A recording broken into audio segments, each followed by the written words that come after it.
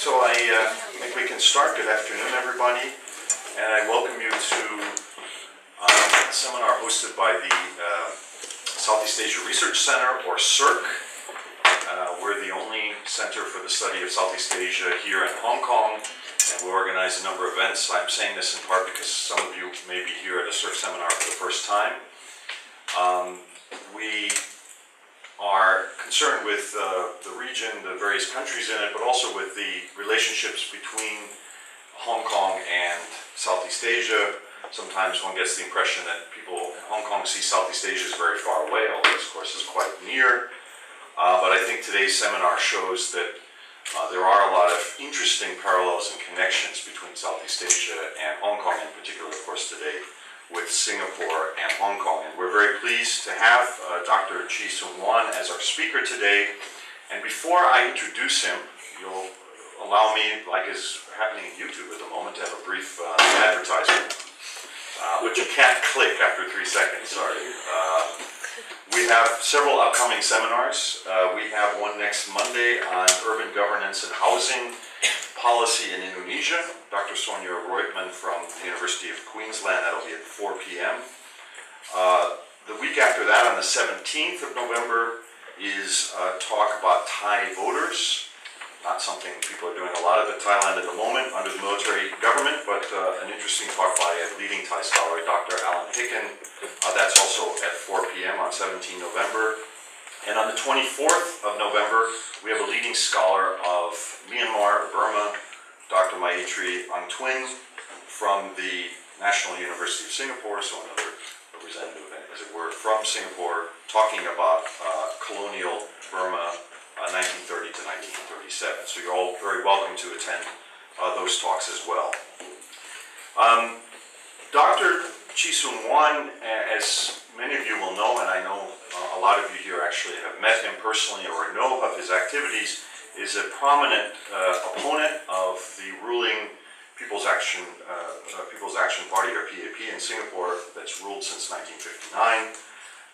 And for his opposition, he paid a substantial price in terms of a lectureship at the National University of Singapore and numerous arrests and other problems he faced with the authorities in Singapore. But besides his oppositional activities and relating to that, of course, he's the author of several books.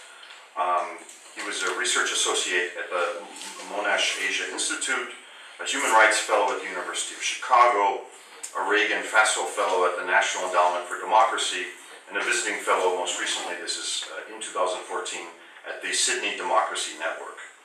He's the recipient of the Defender of Democracy Award given by Parliamentarians for Global Action and the Prize for Freedom given by Liberal International. He was also awarded a Helmut Hobbit Writers Grant by Human Rights Watch. That was about 10 years ago. So we have today a very prominent speaker, somebody who's talking about something not far from the concerns of a Hong Kong audience, I know. So without further ado, let's welcome Dr. Chi. Thank you for coming.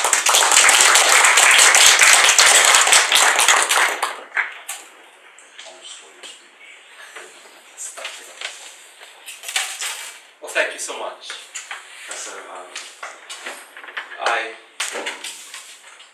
rarely get an opportunity to participate in a university event like this, but I always cherish it.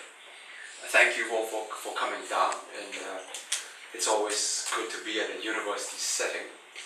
I always attend these events with a bit of a nostalgia. When I was teaching at the National University of Singapore, my career was very rudely interrupted. Since then, it's been a bit of a roller coaster, and life in politics, in opposition politics in Singapore, as you can well imagine, is distinctly different from the life of an academic. So it's always good to be back in a setting like this, and I hope to be able to engage you on an intellectual basis, and I miss that tremendously.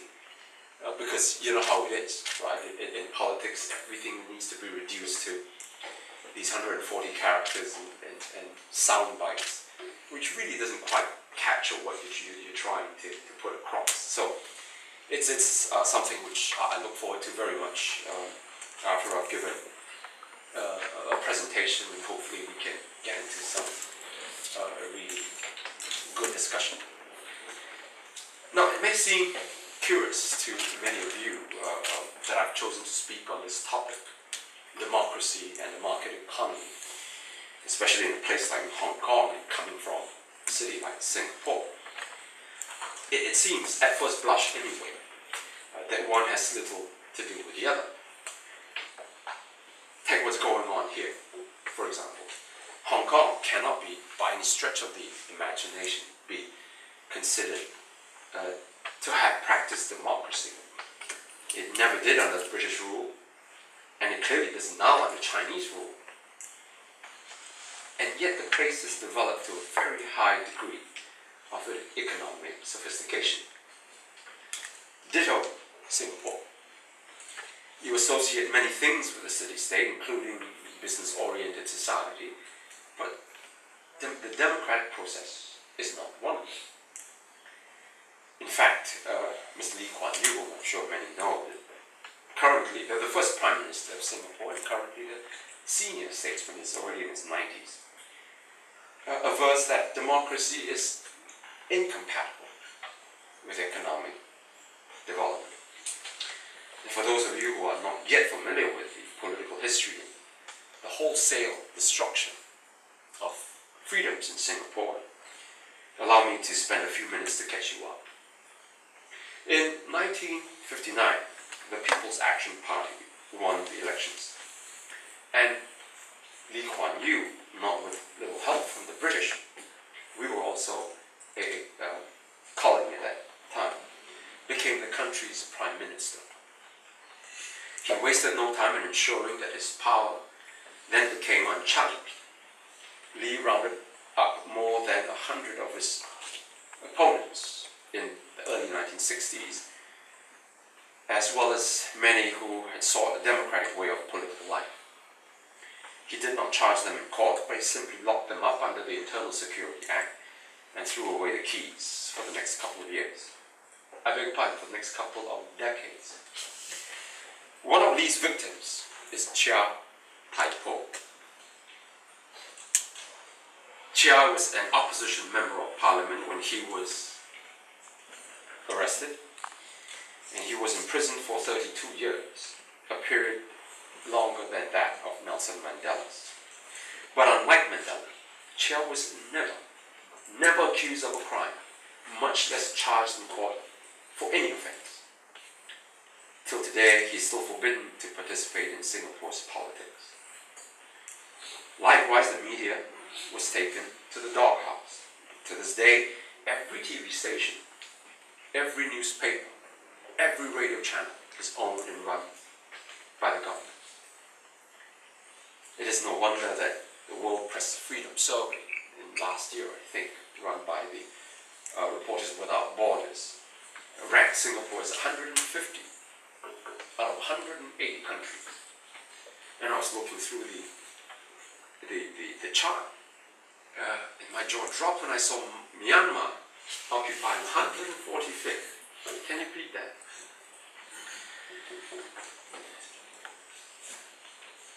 Freedoms of speech, association, and assembly went out the window a long time ago. More recently, in 2009, the government introduced the Public Order Act, which allowed the police to stop anyone, and I mean anyone, even single individuals, from conducting any sort of political activity that it deems undesirable. And so through the decades, politics was in a coma. Even now, the government continues its oppressive stance. Bloggers, filmmakers, activists, students continue to be threatened with lawsuits and criminal prosecution for their activities. Workers are convicted in jail for going on strike for better wages. There are several Singaporeans presently living in exile, some for decades. they're not allowed to return, and when a filmmaker made a documentary about them, the government promptly banned it.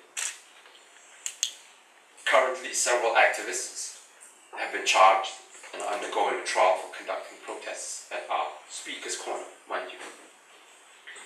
And then there are the famed lawsuits which the Singapore government, almost uniquely in the world, wields against its opponents. It is a subject on which I am eminently qualified to comment. I have been sued on 3 occasions, twice by 3 prime ministers of Singapore, 2 former ones and the present one.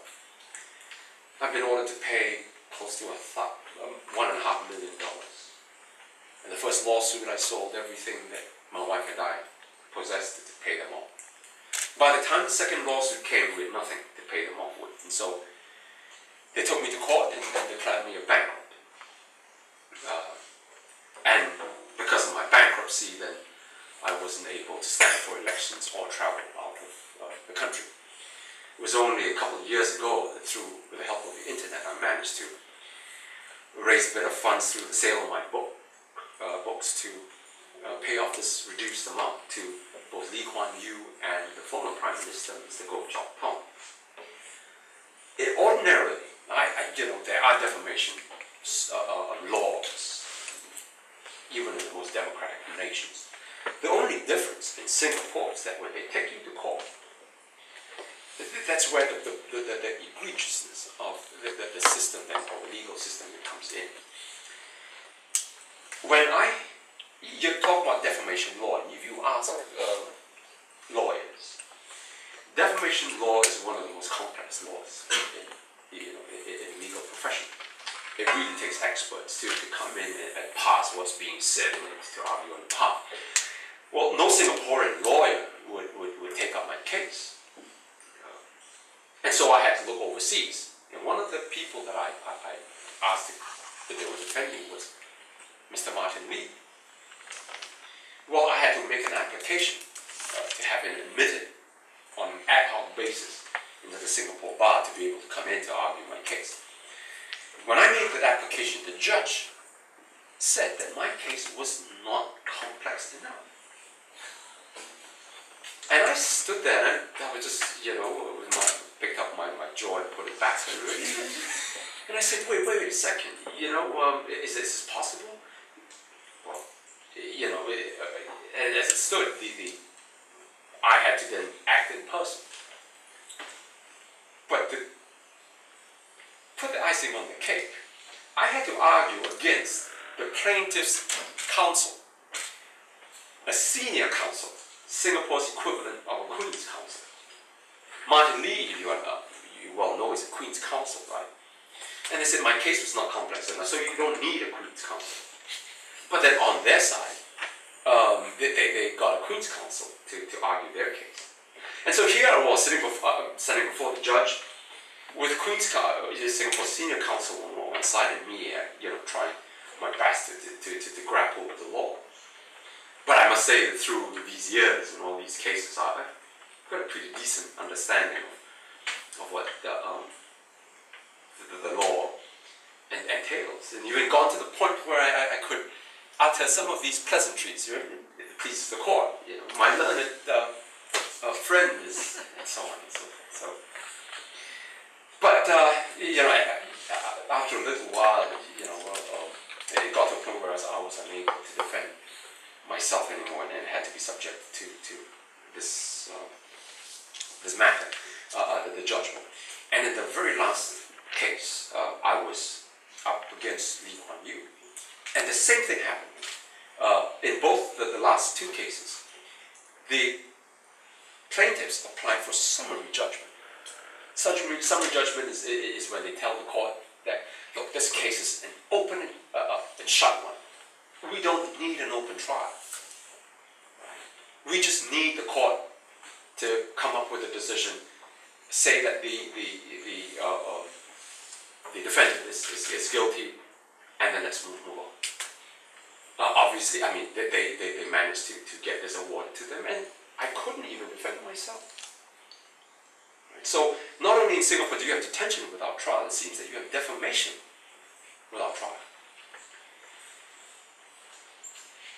And so, you know, it's this kind of situation that that exists that has sent a chilling effect on free speech in Singapore. It's still going on. People are still getting going to court and having to defend themselves for defamation. Now, in a period of more than 50 years, Singapore is in the midst of this very tight political control. Singapore has sprinted its way into the league of some of the most advanced economies, with a GDP per capita of about $55,000 US. We, by that count anyway, are the richest country in the world. I think the US is about 53,000, and correct me if I'm wrong, Hong Kong is about $40,000. In addition, Singapore, together with Hong Kong, is consistently rated as having the freest and most competitive economies in the world.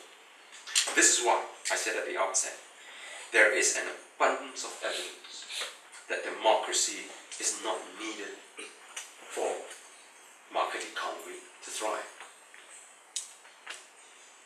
Or is there?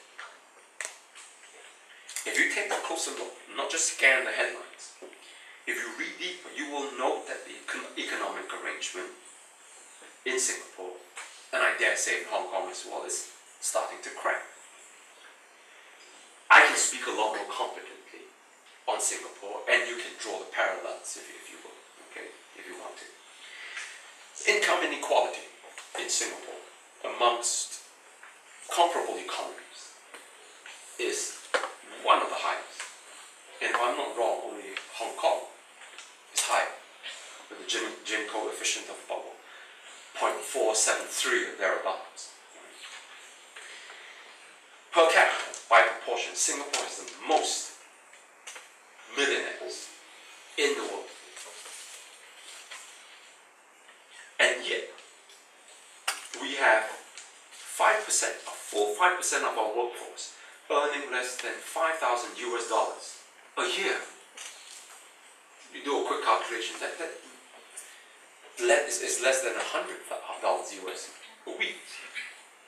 And even as the Economist Intelligence Unit ranks us as the most expensive city in the world, there is no minimum wage in Singapore, unlike here in Hong Kong, which you just introduced a few years ago. Not only is the lower income groups getting hit, your middle class is getting pounded as well. Nearly 50% of Singaporeans live from paycheck to paycheck, meaning that they have very little to save. An alarming 14% have absolutely no savings at all. Think about it. If they're beset with any problems, you know, tragedy, medical tragedy takes place within the family, or if there's an economic downturn, we were in a lot more trouble than you think. Public housing, and I emphasize the word public. In Singapore, the government builds these. You've seen it, so those of you who've been to Singapore. They have become so outrageously expensive that the younger generation cannot afford them. If they are able to afford it, they have to fork out huge sums, take out bank loans, which will take them, well, a good 30 years to be able to pay back. The government has of late meaning just this year, coming up and trying to persuade the younger generation that, you know, a university degree may not be the best way to go about it if you want to make money. Okay. They are really afraid. And I think the Hong Kong protest, the Occupy protest, is giving them some rather sleepless nights, right? Where graduates come out and just cannot find employment or are underemployed. That creates a problem. Then we have our Social Security, more accurately our pension savings program is broken. We're looking at an entire generation of retirees that may not, that they're in danger of not having livable income in the twilight years.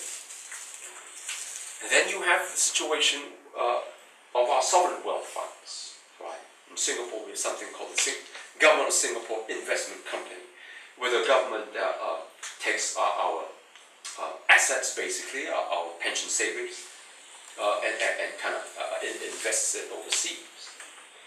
And then there's another holdings fully owned by the Ministry of Finance, where they again take all the budget surpluses and all the revenues that's collected through the years and invests overseas. And we're talking about, we don't know, and that is the beauty of it.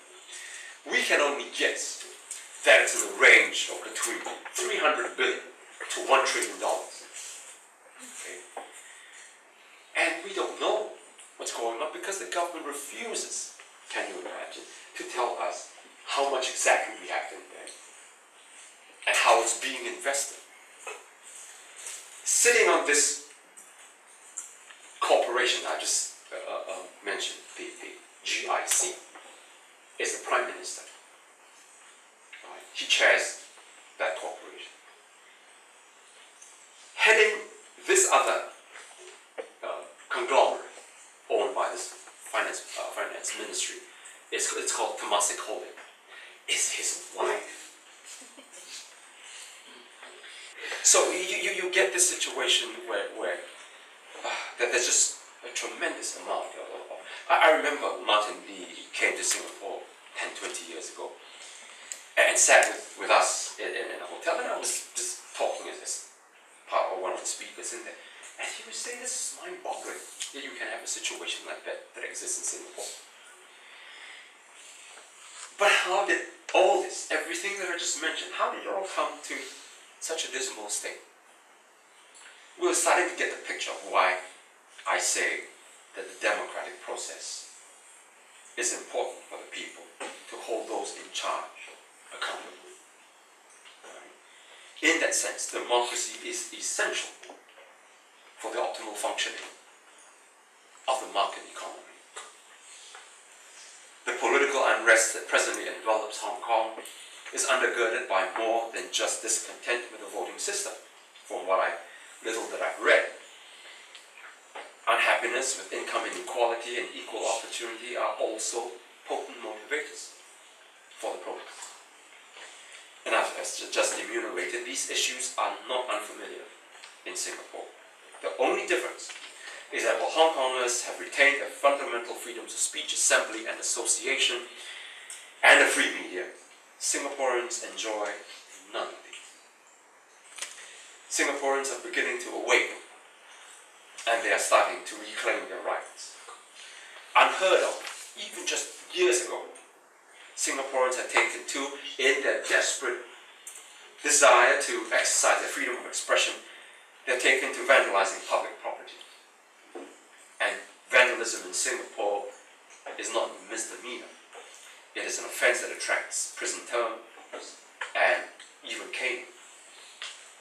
Earlier this year, some individuals shocked the nation by climbing on top of a building and spray painting expletives involving the ruling party. It was a building that was just not far from where I lived. And when I saw that, it just immediately dawned on me that, hey, I might be getting a call or two from the authorities, right? But better sense prevailed. And then another individual also recently defaced a bus stop, demanding the return of pension savings. And some youth hacked into the state media's website and vandalized it. These are, second nature to democratic societies, right? Vandalism, what's the big deal? But in Singapore, if you think about it, as I said, for half a century, things were under lock and key. For things like that, something like that to happen, it really means that people's frustration is beginning to boil over. And so far, I've just talked about how without political freedoms, policies can have severe economic outcomes, especially for those at the lower rungs of the ladder. I want to turn your attention now to how democracy can have a direct and positive impact on economic development. Two political economists, Darren Esimogu from MIT and James Robinson from Harvard, co-authored a book. It's entitled Why Nations Fail. Some of you might have read it. And these two analysts, just for over a period of 15 years, had amassed data. And they studied economies from ancient times, during the Peruvian Inca period to the modern era of the British Empire, and so on and so forth. And they explained in breathtaking detail, right? Some people say mind-numbing detail, why certain states succeed and others fail, why some economies are able to regenerate, while others wither and die. Acemoglu and Robinson demonstrate that political and economic institutions are key players that determine the fate of nations. They essentially divided political economic institutions into two categories: extractive and inclusive. Extractive institutions are ones that concentrate power in the hands of a few and extract resources from the many for the few. These institutions cause states to wilt and eventually die. Inclusive political and economic institutions, on the other hand, ones that practice plurality and encourage innovation, allow states to progress. They write that the ability of inclusive institutions to, and I quote, harness the potential of inclusive markets, encourage technological innovation, invest in people, and mobilize the talents and skills of a large number of individuals is critical for economic growth. Unquote. And so what kind of a system do we have in Singapore? Acemoglu, in an interview, said that Singapore, like China, employs extractive institutions. And he concluded plainly that growth under extractive institutions will not be sustained. Our experience in Singapore confirms this view. Profits derived from public housing, healthcare, transportation, etc., all add to the state's wealth. Our debt to GDP ratio, one of the highest in the world, is another form of this extraction. Indeed, Singapore is still very much a rentier economy. Steve Wozniak, Steve Jobs' other half, behind Apple, visited Singapore a couple of years ago, and he observed that Singapore could not produce a company like Apple because the system here has destroyed, quote-unquote, creative elements that give rise to innovative companies. And you take a look at that and compare, place that, for example, South Korea. You manufacture Samsung, Hyundai, exports K-pop, Oppa Gangnam Style. Right. Japan sells Toyota, Taiwan exports Acer. Singapore produces little that the world buys. Now, many years ago, when Kim Dae-jung was alive and before he became president, I had attended a couple of conferences with him. And he was talking about this subject. At that time, No Tae-woo was in power.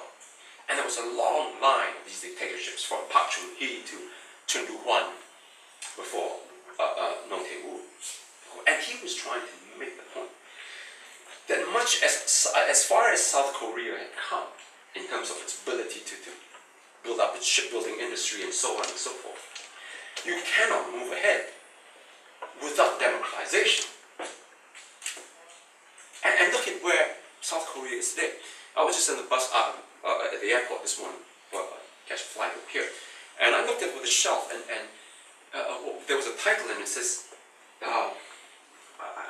but it was something to do, something like this, the Cool of Korea, or something like that. And I just picked it up and browsed the blurb at the back, and it was saying, how pop culture in South Korea taken over. And all this could only come about because there was freedoms, people to dissent, to make noise, to even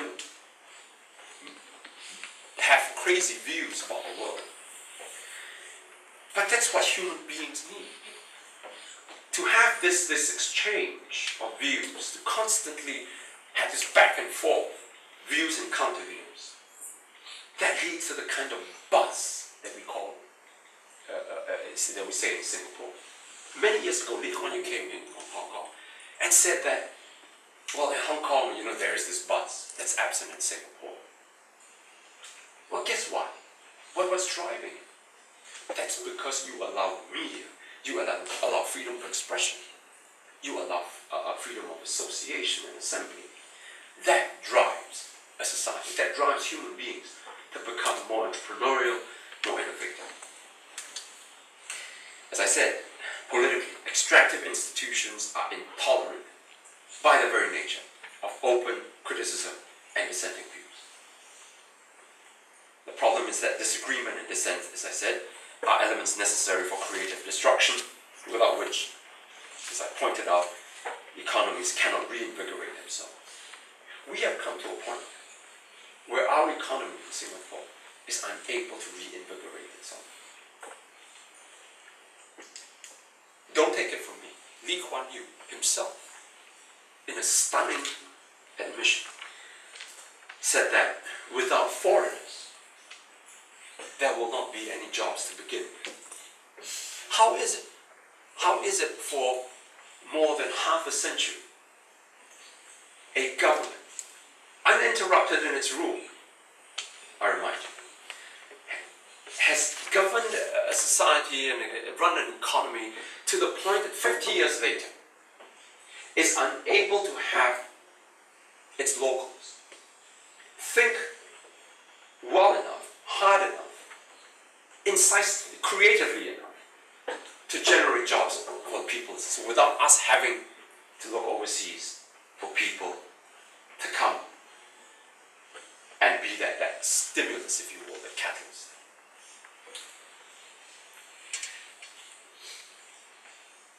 Now, in the past, I've heard countless of times, whenever I talk about human rights and democracy, that Singaporeans would always disparage and say, you cannot eat human rights, or democracy, you cannot put food on the table, right?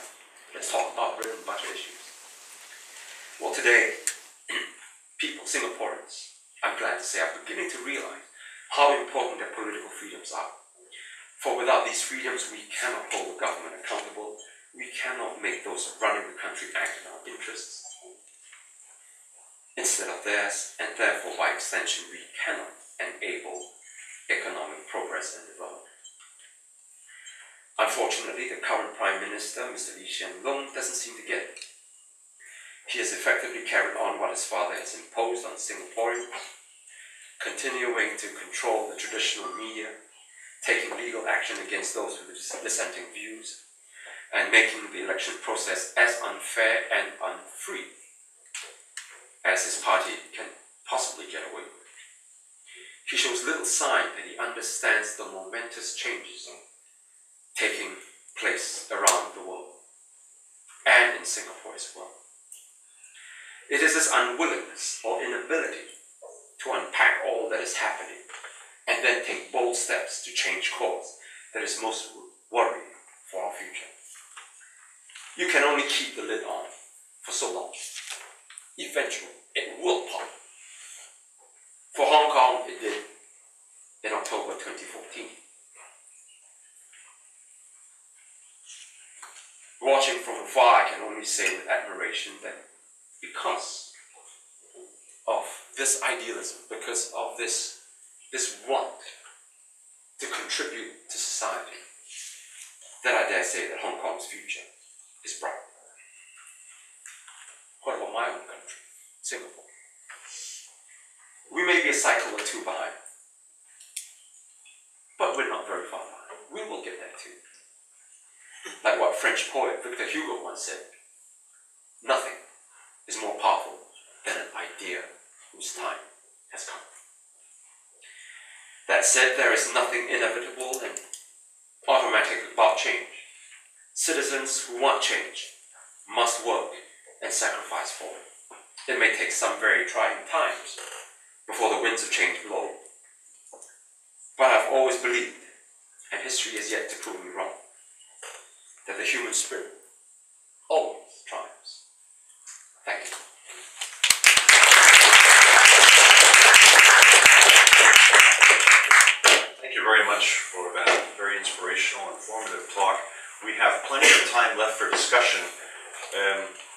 forgot to mention in my introduction, speaking of books and sales, Dr. Chi has brought several copies of this book, Democratically Speaking, which is available at the student price of 100 Hong Kong. Nothing to do with Cirque, I should add, but please avail of that if you're interested. So as I said, we have plenty of time for questions. If you will just perhaps take your own questions, then we can begin.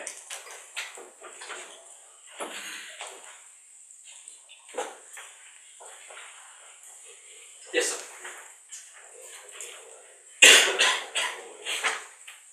Thank you, Dr. Chi. And just to identify myself, my name is Simon Fong, and is a teacher from the Department of Applied Social Science. And good to see you again. Actually, I met you 11 years ago with the help of my teacher, Professor Daniel Bao. Is he here? No, he is currently in, I think, Tsinghua University. Yeah, the Department of Philosophy. Yeah, and actually my research interest is on democratization. So Hong Kong and Singapore,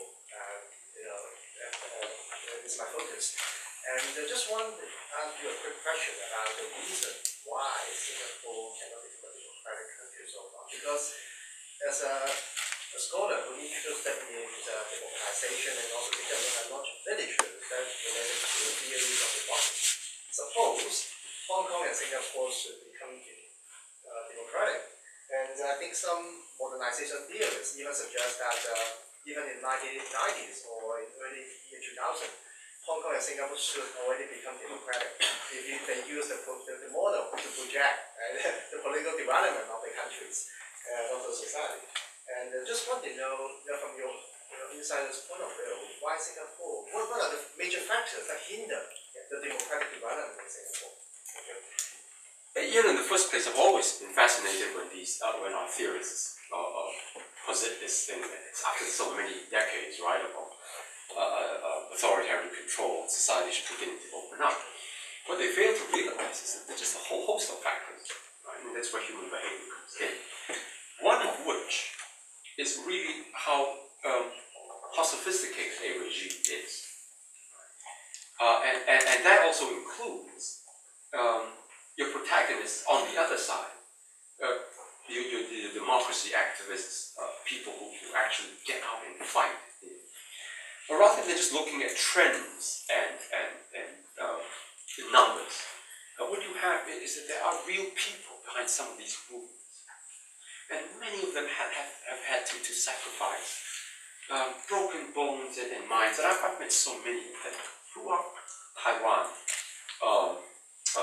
as I said, Korea, in the Philippines, in Burma, Indonesia, now in Malaysia. That has been spent years, isolated in a cell. But it was because of their persistence, and then the international community started paying attention, right, and then begin to put pressure on some of these governments. Not that it makes a lot of difference in times, but it does help to lessen some of the more draconian measures that these governments would take. But it necessitates people making that push, making those sacrifices before things will start to change. In Singapore's case, and it's something which I will be talking about over the next couple of days in another conference. It also is because, and it's very similar to the situation in Hong Kong, where Singapore has very assiduously courted the international business community, right? To be able to buffer that kind of criticism. Right? And Western business leaders, they love Singapore. They come in here, very pro-business, right? Easy to register their companies. And on top of it, you don't have trade unions to deal with. Right? And so everything is put on for them on a platter. And because of that, they, any kind of survey that is conducted, Transparency International for one, World Economic Forum for another, the IMF, the World Bank, consistently rates Singapore very highly on some of these measures. And so when you get that kind of thing, it's a claim to legitimacy as far as the Singapore government is concerned. So that any criticism that comes in, Singapore government will counter with. And look at all these measures. How did we get there? So obviously we're doing something right. So layoff, this talk about, authoritarianism and so on and so forth. And unfortunately, it has happened. 10 years ago, we signed a free trade agreement with the US. Right? And at that time, it was touted as a job creator. 50,000 jobs, I remember the US ambassador saying. But look at the interim period. 10 years have passed. You look at the income inequality, you look at the conditions of Singaporean workers, and you do have to ask this question. The free trade agreement, development for whom? Right? So these are questions that we need to ask. And it may have been slow in coming, but I can see that it is coming. Only because of the internet, social media. Singaporeans are beginning to say, look, have we been told something different all this time? And so if you look at the conversation that's going on the internet, on social media, vastly different from what you read in state media. So, to answer your question, we are coming to that. And if you take the long-term view, that theory still holds.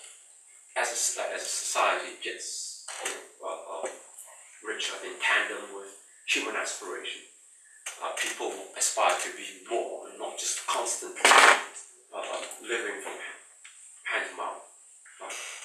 They will want more. And by more, I don't mean bigger bank account, but really having a say in society, who we want to be to govern us, and how our social policy should take shape. Hi, Dr. Chi. My name is Derek Tan. I'm a Singaporean like yourself. I've been in Hong Kong for 14 years, living and working here. But I've been following the news of Singapore very closely. So, very interesting topic that we're discussing today. Just a question in terms of now the situation in Singapore, such that the income inequality has actually been getting worse. Do you think it's because of the undemocratic system of Singapore? And do you think, how would you think that a more democratic system in Singapore would resolve this income inequality issue? That's a fantastic question. If you ask the government, they will tell you it's the process of globalization, right? And by saying that, what they're saying is, look, it's got nothing to do with us. Blame the world, right? It's just a phenomenon that's taking place beyond our control. But if you think about it, there is much that the state can do to ameliorate this disparity. Right? Obviously, nobody's arguing that there must be perfect equality. I get it.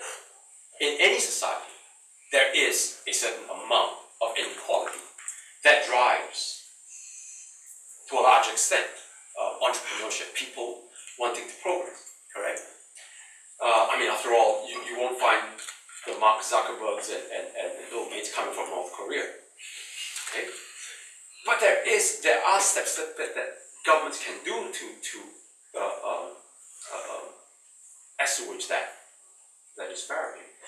And one of the things is, look, allow your workers to organize themselves. Right? Free market is where buyer and seller are free to bargain, correct? In a bigger picture, a free market must also necessitate employers and workers from collective bargaining. But in Singapore, there is all trade unions come under this one umbrella organization called the National Trade Unions Congress. And guess who heads it? you have this situation whereby wages are determined by a body we call the National Wage Council. And in that wage council, I don't know if it's still there, but the last I checked, you had business representatives from other countries, namely the US, Germany, and Japan, sitting on this body and determining wages.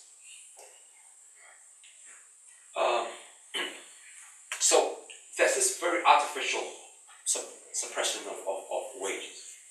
And then, as I mentioned, there is no minimum wage in Singapore. In a city, as I said, as expensive as the one that we have. And then, of late, over the last decade or so, we have taken this, embarked on this mass importation of foreign workers from poorer countries in the neighborhood, Vietnam, Bangladesh, Sri Lanka, India, China. And they're brought in as a result because they, as I mentioned, we are unable to innovate, right? And the one thing that we can continue to remain competitive to these multinationals is by keeping wages down, because it's a huge component of business cost. And so when these foreigners come in, if you're an employer and you have before you a local and a foreigner, local tells you, I can't survive on anything less than $2,000 a month. The foreigner says $1,200 and I'll take the job.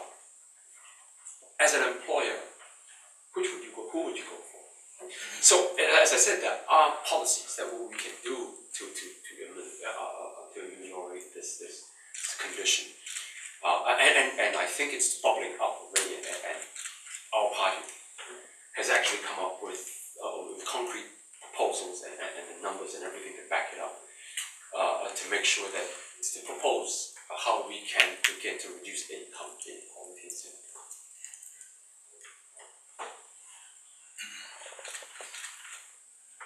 Yes, ma'am. I think it's connected to the issue of the foreign workers, because I think in Singapore and also in Hong Kong, people talk about rights for the local people, like different civil liberties, without directly expressing whether they agree on equal rights for all the foreign workers who are also here.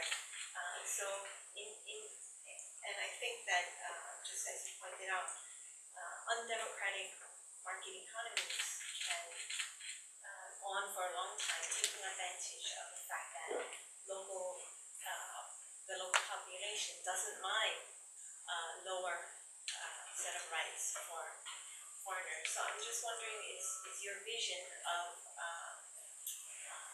struggle for freedom of expression and freedom of media, freedom of association for locals, do you imagine granting equal rights to the foreign workers as well? The whole concept, and I apologize for giving this impression that somehow foreigners, in Singapore, come in to take advantage of the situation and just having a good time. No, that's not the case. The first industrial action taken by a group for over half a century was conducted by foreign workers, and they were bus drivers, and they struck for better pay. The government very promptly arrested all of them, charged them, and even a good accusations of police brutality was under interrogation. And then thereafter fined them, jailed them, and deported them to Singapore. So you have a situation, and I've always made this point, that these economies, these governments use the vulnerable overseas to make the vulnerable locally even more vulnerable. And these exploitations, I mean, you have workers coming in, foreign workers coming in, and getting exploited, and the pay was withheld. I have intimate dealings with this, because in Singapore, when you turn 18, you have to serve in national service. Right? And thereafter, you've got to do about another 10 years of 20 years of reserve service. When I did mine, I was posted, after my army days, I was posted to the police. And in one of my duties, subsequently, I had to, there was a situation whereby we had called come in and of a whole bunch of foreign workers. And at this construction site, we had to get down and I had to get all my men to go around and make this huge arrest. Whole big group of Bangladeshi workers. And they were all undocumented, they were all illegal. And when they actually arrest them, if they're overstayed for more than 3 months, they get caned. But we had to arrest them. And the word then got around because as we talked to them, they say that, some of these employees, they specifically look for these people who don't have documentation, right, who are illegal, don't have a proper work permit. They will go out and actively recruit them, right, and promise them that, I'll pay you at the end of the month.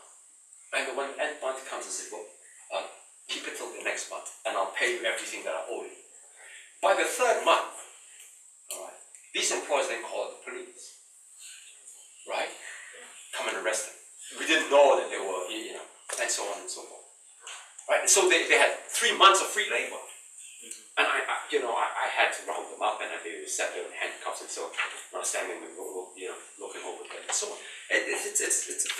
These are very disturbing.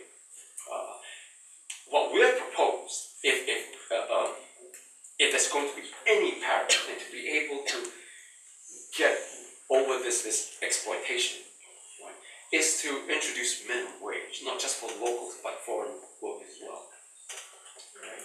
So that at least the employer is not tempted to just employ the foreigner because of low wages, and that's just a race to the bottom, a race that you cannot afford to run. And hopefully this will help the situation and bring some parity in terms of wages, and then you get over this problem of exploitation and so on and so on. Yes, sir. How could you? I'm sorry, was there a hand here? Why don't you go ahead and then Oh, maybe just quick one. How do you comment on the democratization of Indonesia, and how will it affect Singapore? A long time ago, when Suharto was in power,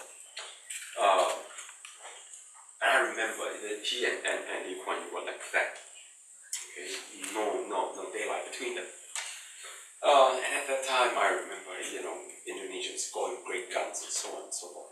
Until 1997, when they came to screeching halt.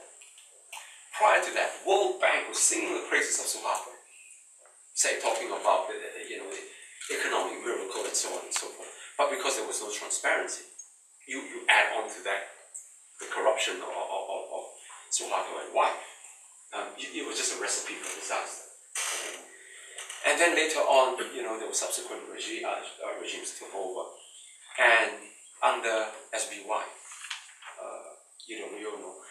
things started to pick up.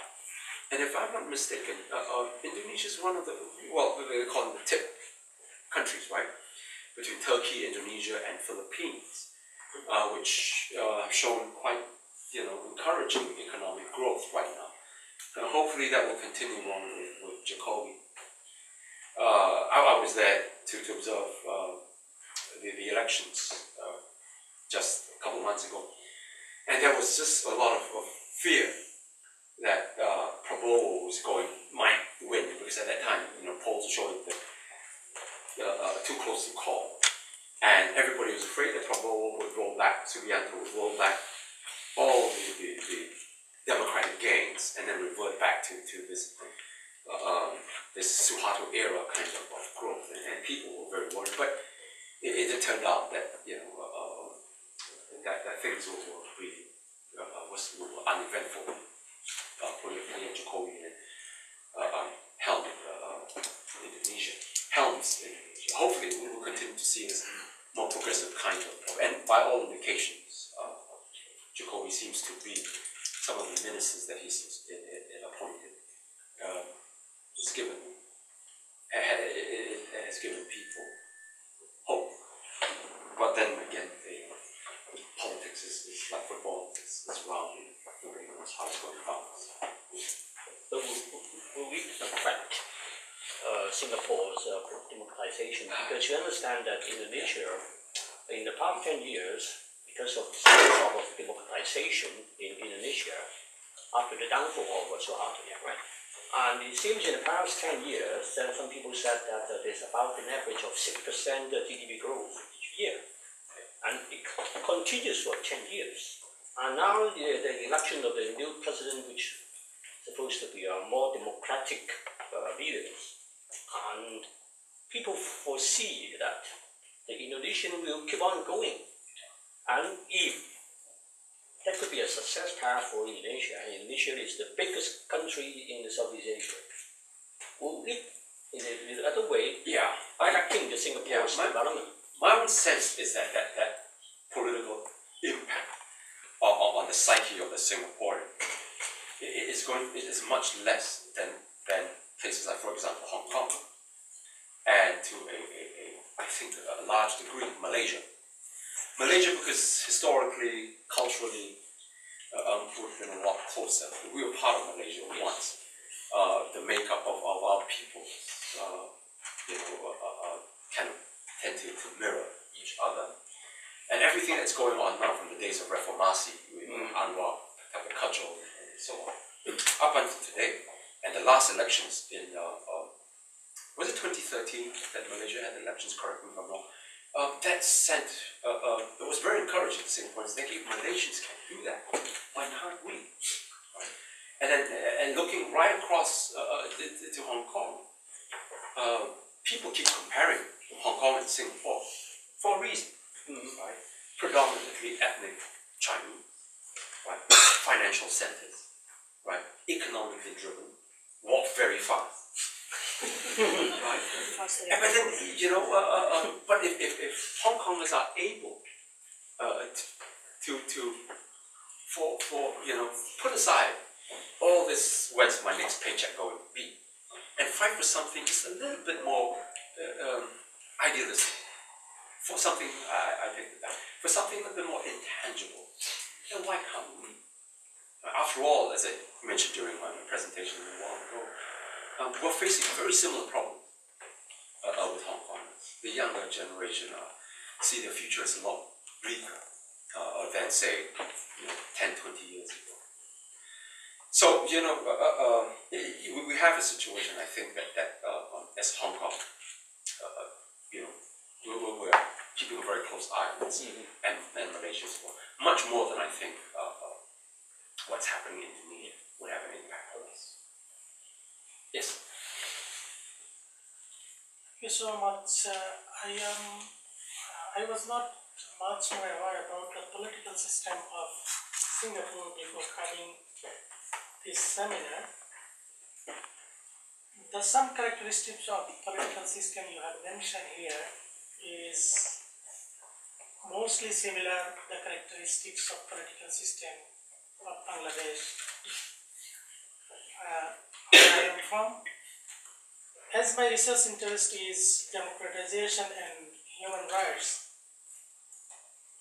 as I am a student, finally a PhD student, I am focusing on that. In our country, we have also political oppression, we have nepotism, we have corruptions, we have a less political expression. But my question is, how the citizens of Singapore are tolerating this kind of political oppressions by the ruling elite, and what are the challenges of political opposition in engaging the citizens in a democratic movement in Hong Kong, in Singapore? Well, for a long time, I mean, there was investments, right? In our formative years, economically, as it should have been, right? We opened up our economy to the world, and we beckoned investors. So they came in droves, and at that time it was more labor-intensive industries. and came up with garment manufacturing, and then later we graduated making TVs and then computer chips and so on. And during that time, as I said, your country is on an upward trajectory as far as employment is concerned. And on the other side, when the government presses down so heavily on political dissent, you get this very natural confluence whereby the people tend to say, look, there's money to be made here, we just need to keep our heads down, get our a month-end paycheck, because if you don't, the other thing is going to happen. And so for a long time, people just tolerated this. But then, as I said earlier on, after a little while, when the economy begins to mature, you no longer then talk about just wages, right? You talk about the kinds of jobs, because you're not going to have to be able to make slippers all the time, because economies in China, they're opening up. Labor businesses are going over, then Vietnam and Bangladesh and so on and so forth.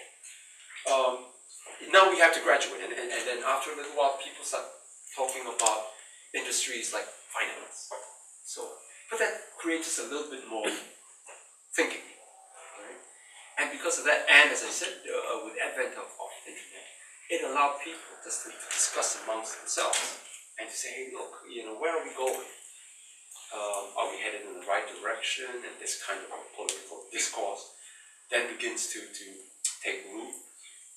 And with that idea planted in people's heads, it's very, very hard to move. I have no evidence for this, but I'm not a betting man, but if I had to wager my last dollar, I would wager that Singapore government somehow is coaching Bangladesh. I know that they do it in Burma, in Myanmar, on how you should really open up your economy, but at the same time make sure you keep a firm, stance on politics, political development, and that's where I think people in Bangladesh need to really assess for themselves. And as I said, the internet, it's a lot more viable now than say even 10 years ago, that people can come together and discuss policies and how they their country should proceed going forward. I was wondering if we can continue in that line of discussion, but in relation to education, I'm still wondering whether we can find an answer why political elites in Singapore are unable to engage citizens to stand up and stop tolerating nepotism and control. And I was wondering if it is related to the system of education or to a very successful either national education versus a much more open system of education, or to the fact that the Singapore government, if we were to compare it with the Hong Kong government, it still has a high degree of performance legitimacy. I mean, your parliament really works, our parliament is a circus, right? And whether it is also related to the fact that the goods are still being delivered, say people are well housed in Singapore generally, and people still receive a good education, the schools are large and the campuses are sprawled. I'm just wondering why there is no appetite in Singapore among the youth or people to actually stand up, and why the elites find it difficult to engage them, I mean the political elites. Well, I think, well, first of all, let me also With exceptions, of course. Yes. the oddballs in society. Yes.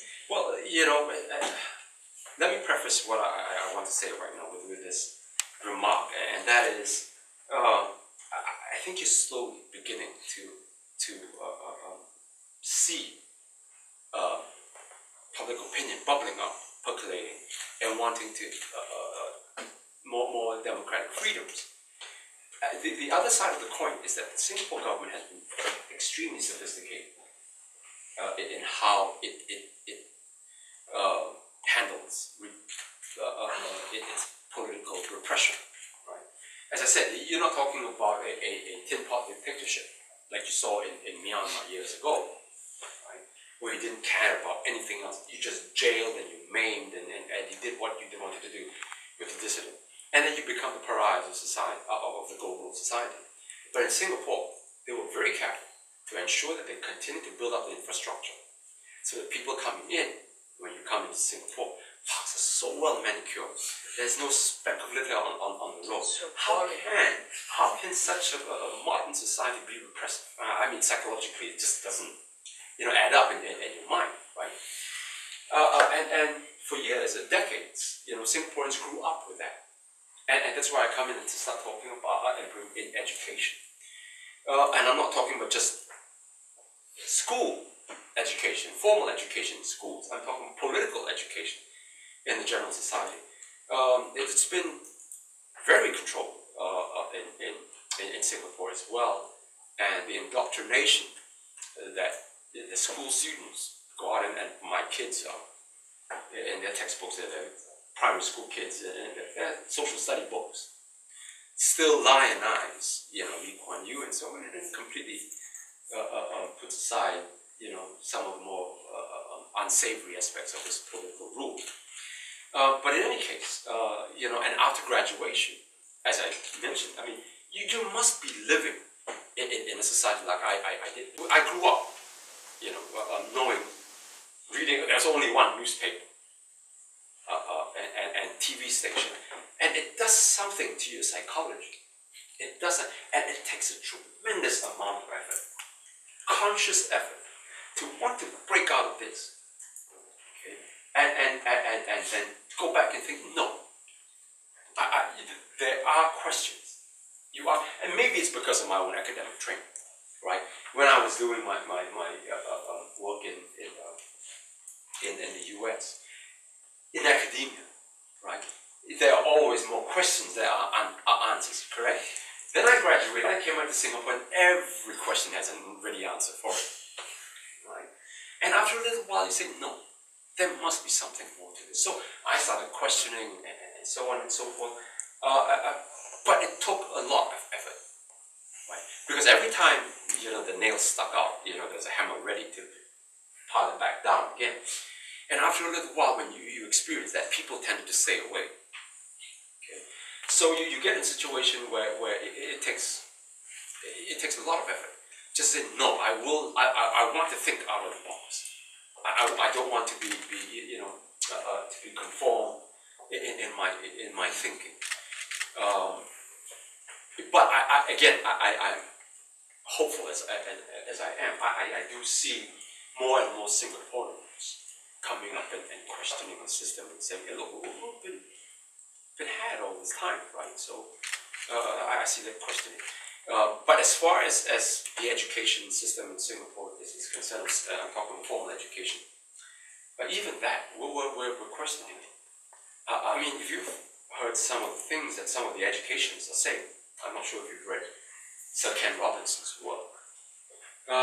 The education system right now is based on 19th century industrial revolution, essentially, where everything is just still science, math, and the languages.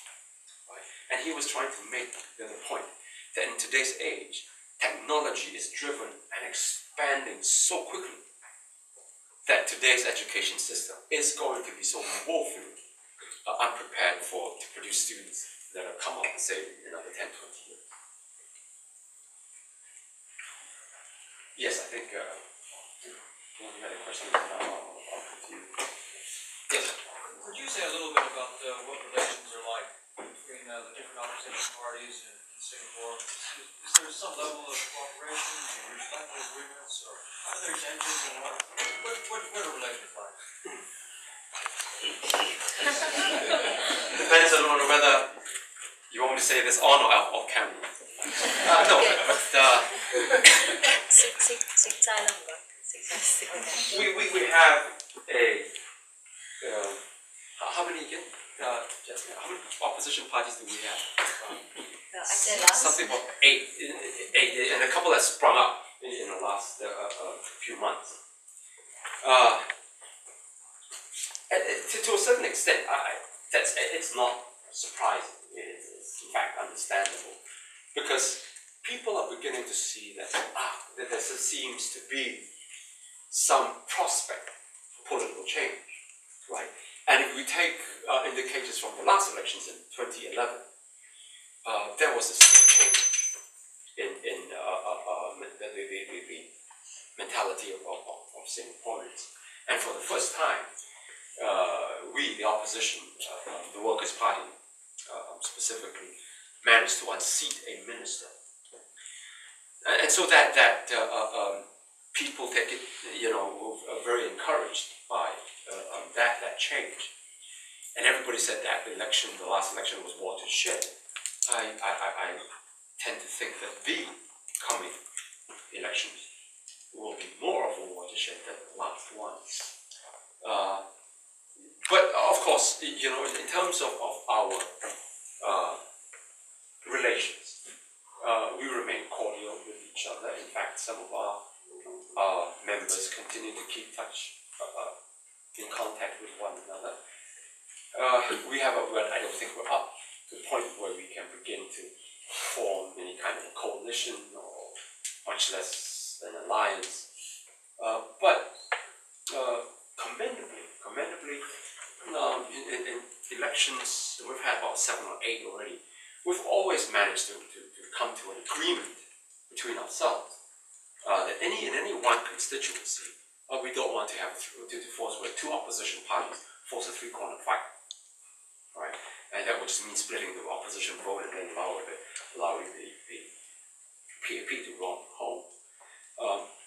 Same thing with the last elections, save for one constituency. The rest of it, we managed to not step on each other's toes. I don't know what's going to happen in the next elections. My fear is that we're going to, as the opposition begins to grow and mature as well, I foresee certain parties not wanting to kind of give way. Many people would say, hey, then isn't that what democracy is about, right? The maturation process, whereby the more competent and better organized opposition parties then win the hearts and minds of whichever constituency that they contest in. So there is talk, and I think you'll see more of it. Whether it comes to a point that we can avoid fighting each other in the next election remains to be seen. But as I said, I don't know, I may be the eternal optimist, but I'm hopeful that we'll see some cooperation. We have time for maybe one more question. Yes. Thank you for your presentation. My question is a bit more about politics. From your presentation, we got the idea that the one party, EAP, is ruling Singapore since 1959 or something like that. Yes. So my point of interest is, what about the election and how consecutively they are winning, or why other way around, why voters are going to the vote centers to vote if there is no more 10 days, and how the government is legitimizing themselves outside of the country or in international community. Well, one big factor, as in any system that is less than democratic, would be the media, and I've talked about that already. The other factor is that elections in Singapore, although conducted on a regular basis, is far from free and fair. For example, we're given all of 9 days to campaign, and if you've been in a political party and try to run a campaign for 9 days, by the time you get your posters up, you're talking about halfway through your elections already. And you're talking about, we're also very hamstrung financially. People have been very, very afraid to contribute funds. Just stories, and this one, go on. sort of people, business people, come up and donate it to the party, and find themselves all of a sudden in trouble with the internal revenue service. Income taxes are being investigated and so on. So for a long time, you're really talking about us funding our own campaigns. Right up until the last campaign, we hardly, very few people contributed. So what we saved up for it, and then when it comes to elections, we come up with, we go to a bank and draw out some money in there, and then, put up like $4,000 or $5,000 just to be able to print some flyers and some posters. That's the extent of it, right? And then the other very pernicious effects as well. For example, 86% of Singaporeans live in public housing, right? And they are deathly afraid of their housing getting getting evicted, or that if you're applying for one that you won't get it, those kinds of things. So, and then you have things like, for example, the government gives out financial packages, right? On a national level, the government giving the citizens, so it's not political buy, it's not vote buying, right? And they couch it in the sense, oh, we did very well, the economy did very well last year, so we're giving out these funds. And everybody, all voters, would get what? Depending on your income level, you get anything between $300 to $800, and some of you in the $1,000. And when did they give out the money? Just the week before the election. When can you go and cash out this money? The day before voting. So you see, these are just very sophisticated ways that the government can actually affect the outcomes.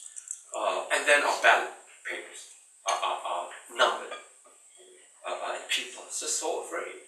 And take my mother for example. My father was just a little bit more adventurous. She would always curse and swear and tell my mother, do not vote for PAP. And my mother would say, yeah, okay. But she got into the booth. There was a self-confession just a few years ago. So I couldn't help it. I would put it across with PAP. Why? Because you guys are still going to school, right? And then after that, for you and your brother, you go and do a national service. They say, what if something happened to you if I voted opposition, that kind of thing, and they found out. Because of that stuff there, people, it's numbered. And you walk into the voting booth, you have to give the identity card. And then the election official will be sitting there and reading out your name. Chi Soon Juan. NRIC number 1234567. Has it out. Gives you that number. The official beside it writes on that stub your number, right? And if you're a voter, you're looking at it. And you're sitting you're going voting booth. And many of them are civil servants, teachers, for example. And I've had so many. I've lost a couple of people who's come to me and said, I wanted to vote for, and I swore that I'll vote for the opposition this time. But I went and walked into the after I heard that my name being mentioned. I'm just thinking of my family, and they voted for PAP. Those are the kinds of things. And people say, yeah, PAP is genuinely popular. So, but take away all these, and let's just see. Because other than that, they're all mere assertions, right? You could never come to an accurate poll. That's what it's all about, right? So, just to get back to your question, that's the extent why people, why Singaporeans, up to this day and age, continue to be afraid to vote against the PAP. Thank you all for those questions and for coming to the seminar. And again, thank you to Dr. Chi for a very interesting presentation.